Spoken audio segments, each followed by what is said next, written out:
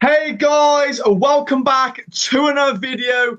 Listen, Dad, how things can change. What are you thinking then? Coventry away, coming up. Hey,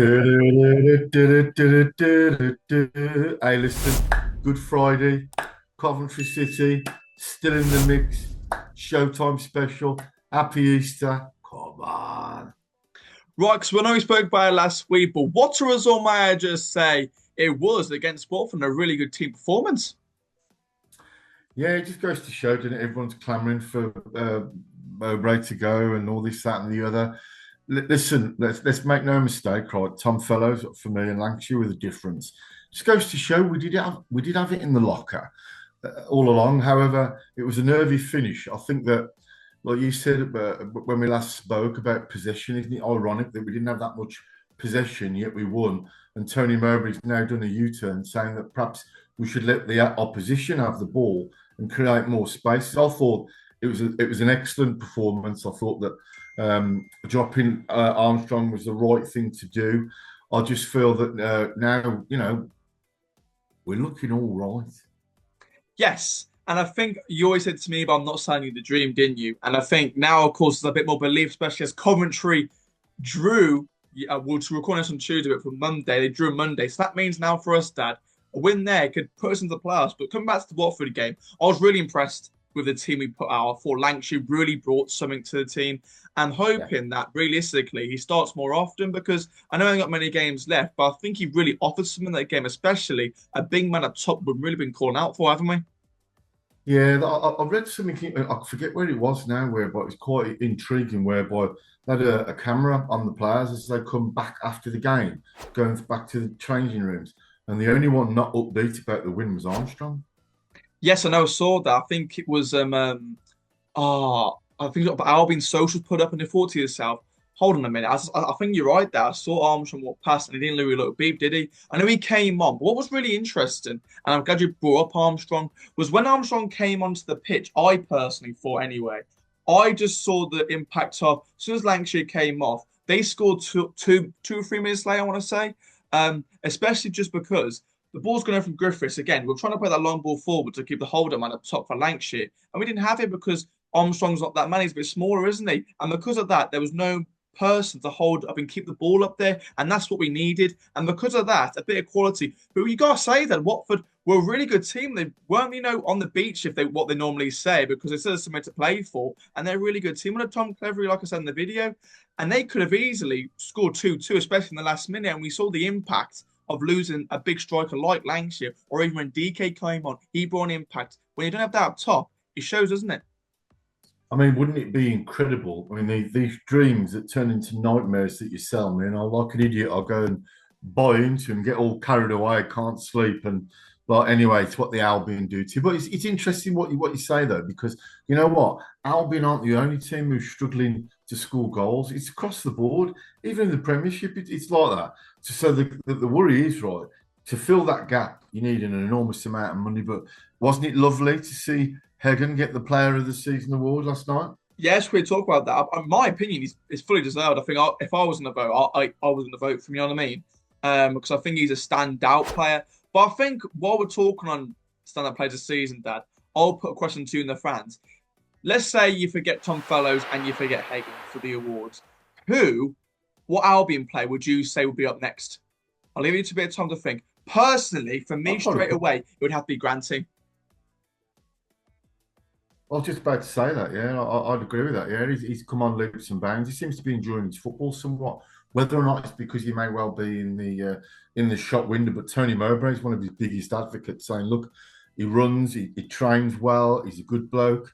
So he's rejuvenated from the Colin Grant that we knew, and I was pleased that he scored. So, hey, listen, we've got it all to play for, but from my point of view, it would be lovely if Magic come back right at the right time. Now, let's just Yes. say, let's just get whoa, whoa, whoa, whoa. Let's just live one of your bloody dreams out that we do go to Coventry and we get the results and we 3 points uh, the better for coming away from there. And Magic comes back, anything can happen. However, it's the most, I'd say, the poorest championship on record, I would say. And Would you? any team can string. I mean, the top two places are over now, but any team can string one together. Now, your mate Frank Lampard, right? He's got to deal with picking them up now. And I'll tell you what, we it's going to be a bumper game, isn't it? Yeah, we'll come on to the Coventry game in a minute, but I think sticking on to the Watford game, I think again we spoke about recently. I've been really impressed with Josh Griffiths. I think since he's come in for Joe Walsmith, everyone kept saying we'll give Joe Walsmith another chance, another chance, another chance. And then we were saying about, oh, if Josh Griffiths comes and he makes a blunder, then it's going to be all the pressure going to be on him and he's going to crumble. But Dad, again, it wasn't the best goal he could concede against Bristol City, but against Watford, I thought he was ace. I do as well, but don't forget, again, like the forwards, the goalkeepers. Look at the Manchester United situation. That they have got the goalkeeping crisis. I wouldn't say we've got a crisis, but let's look at Alex Palmer. I was one of his biggest critics. Now he's getting a lot of plaudits in the Premier League, but I tend to think it's the defenders in front of him. I think when he was at his pomp at the Albion, our back four were outstanding. Like Cole Bartley's not the player he used to be, and you can't expect it with his age and his fitness levels and all that. But like you say, Walt Smith, he has made some clangers, but he's made some good positives as well. And a Griffiths, it was never in question for me. But I think that something, Dan. If we can somehow get that momentum going, get that Yeah. self belief, and a massive slice of luck, which we don't seem to have had, anything can happen. I'm just glad that we're in the mix. It's Good Friday, but you listen to this. Last time I remember going somewhere on a Good Friday, we got absolutely caned. Was that Remember it? Rotherham? I think it Any was Rotherham. road. Let's be positive. Hey, can I just say one thing? Go on. I heard a brilliant comment Tony Mowbray said, and as he said it, I couldn't stop laughing. They're on about not getting the red card rescinded for Jason Malumbi. Yeah. And he said, you know what? I wouldn't change him for the world. I needed Jason Malumbi every day of the week. However, he could start a fight in a phone box. That's nice, that isn't it? That's really good. But coming back to Josh Griffiths, we spoke about it a lot, Dad. The kicking wise, I think his kicking's brilliant. So do I, yeah. I actually think that he's all right, Dan. We just need somebody to grab the team by the scruff of the neck, have a go at the keeper, have a go at the defenders, midfield, just to give him a bit of a G up, like a Jake Livermore or Yeah, yeah. somebody with a bit of kahunas. No, but you spun what you said. I think overall it was a really, really good performance. And I was, again, really impressed with Lancashire. I mean, he could have had a hat trick in the game.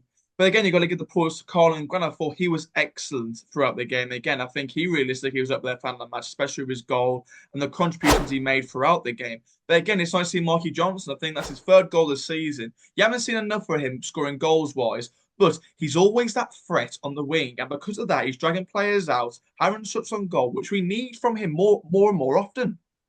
Isn't it ironic that you say that, and yet like, it just goes to show what Moby's on about. So it's not. I'm not bothered about the position stats. I want the ball to be back in the back of the net more times for us than the opposition. So if the opposition have more of the ball, then great. Let's just exploit the spaces with Tom Fellows, Mikey Johnson, Carl Grant, DK. We're in a decent position. Is it in our hands? I don't think it is. It It is all that. depends. It is when you think about it, because if we win against Coventry, we're in the playoffs. And if we win every single game, it's done. We've done it. But it's harder to the better because again we've got some tough games coming up. I mean, again, while it was a really good performance against Watford, and we probably could have won maybe 4-5, you got to think about that first half. I remember thinking the first half after the goal we scored, we looked a bit lethargic at points, and I thought Watford are coming into the game. And I thought Mo at points struggled, especially in that first half. And it was be interesting to see, being a fly on the wall, what Tony Murphy or someone said in that uh, half-time talk, just because I think it was Bobby Madley, the referee. He wasn't given much, I know, especially when Lancashire was going down. And I think at the second half, Lancashire didn't go down as much because he weren't going to win anything. And I feel like, I don't know what was said, but a bit more positivity was put into us for the second half. We seemed to go at Watford a bit more rather than sitting back a little, because Watford have really turned on the star. I think it was Moussa Sissoko midfield. He was really, really good. But the second half, we really, really turned the style and probably should have and could have. Obviously, 4 or 5 goals could have happened. That Yeah, I agree. Let's for once, right? Let's take nothing away from them. I thought they're full of positives, right? We won, yeah. We Yeah, no, had I agree. we had our key players on it. It was no doubt a stressful time for them because they'd lost the three on the bounce. They've just come away from, in my eyes, a calamitous loss. So listen, all the positives is there. We got the 3 points. Margot must be given credit because he's stuck with his beliefs, right? And let's talk about the elephant in the room, Go right? on. Historically, in the last 6 years, 5 years, we've always had a problem with lovely little football wanting to just place it in the net. Just go gung ho now. There's nothing to lose. I know. No, I completely agree with that. I thought that attacking wise were brilliant. No player could give a shot. I think every single one of the players who played on Saturday were brilliant. And again, I was surprised defensively. He was amazing again. He's one of those players who played every single position for the Albion pretty much. He couldn't even play goalkeeper at this point. He's been that good for us. I mean, there's rumours going around he might have a release clause. Hopefully not. Especially probably Premier League teams looking at him, Dad. But I think going on to Coventry, would you maybe think I was thinking with the same team? 100%, yeah, 100%. I was thinking that, I'd wouldn't you? start with the same team. I'd leave Armstrong on the bench because you know what? It's games like that where I think he'll come alive.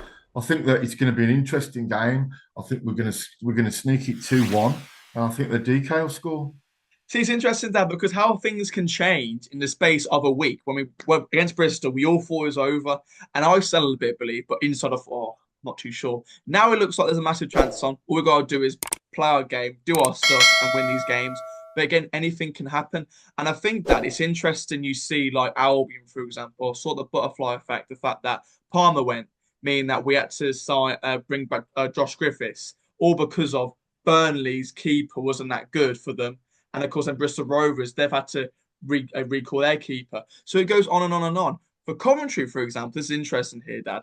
As the goalkeeper situation with us is a bit shaky at the moment, their number one goalkeeper's out, injured for the rest of the season. I think Brad Collins came in, and again, he can't do much about the goal against Hull, a bit of deflection. But again, it's one of those ones where you take the look.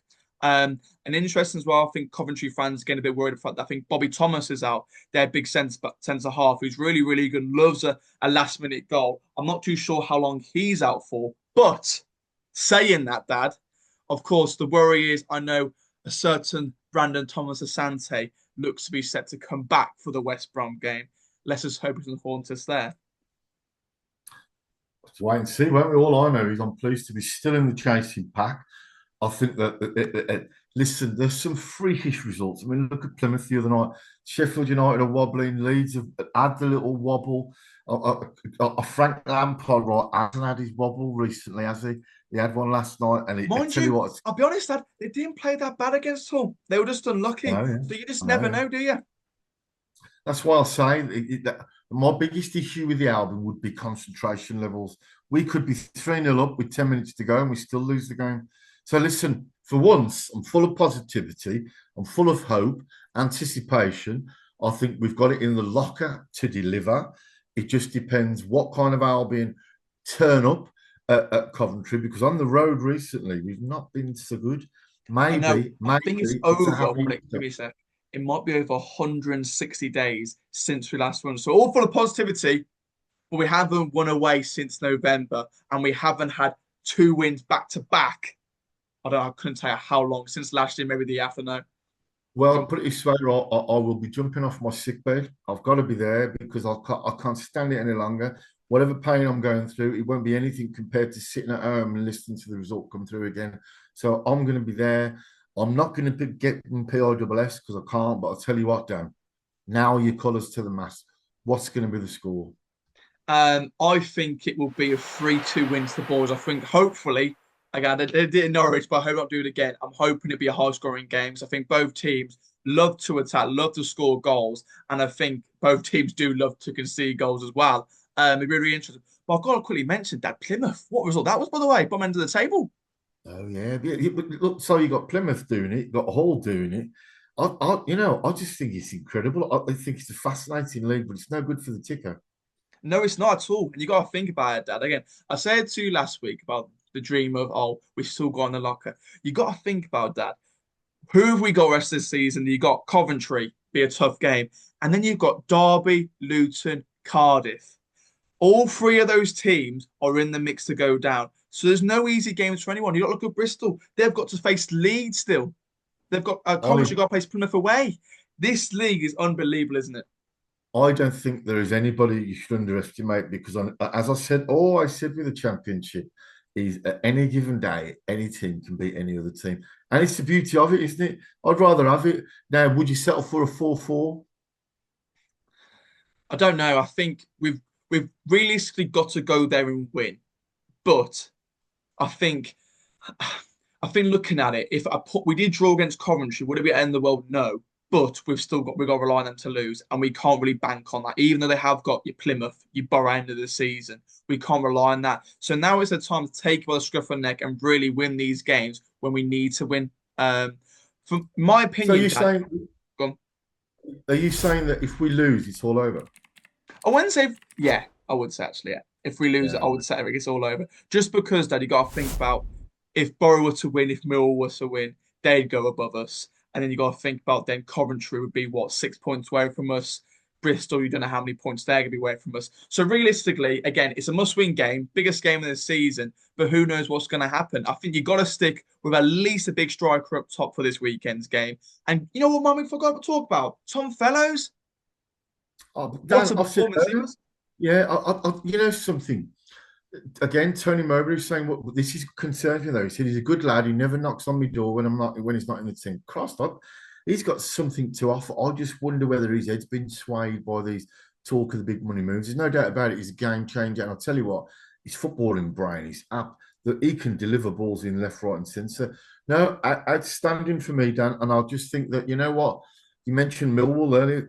They're the dark horses, mate. Again, you don't Nobody's know, do they? mentioned. Because if you look up on screen now, Jenny, guys, happy Easter. you got 60 points, us, Borough, and Millwall, 63 Cov, and I think Bristol City on 64. So realistically, all they need is two more wins, Bristol City, and I'll say they've done it personally. So I could go on all day talking about the playoffs. It's wide open at this moment in time. But can I just say a big appreciation for the support in the videos recently. Really do appreciate your support, guys. I think it was Aaron. Big shout out to you for watching the videos. Thanks for the support. And all like the normal commenters like John Wainwright that you spoke about him earlier. Thanks so much. You know, on my show as well, Carl Swain, King Carl Swain. What a man you are, Carl. King Dan, Cole, we salute you. We salute. In fact, we salute everybody, Dan, because you yeah, know definitely. what? Without the fans, we are absolutely nothing, and we're just two regular guys talking nonsense, aren't we? But one thing we've got in common is our devoted love for the Albion. I dare say we'll pack out the Coventry We Coventry will do. City State. I'm And of course, looking cards forward were to it. sold out as well.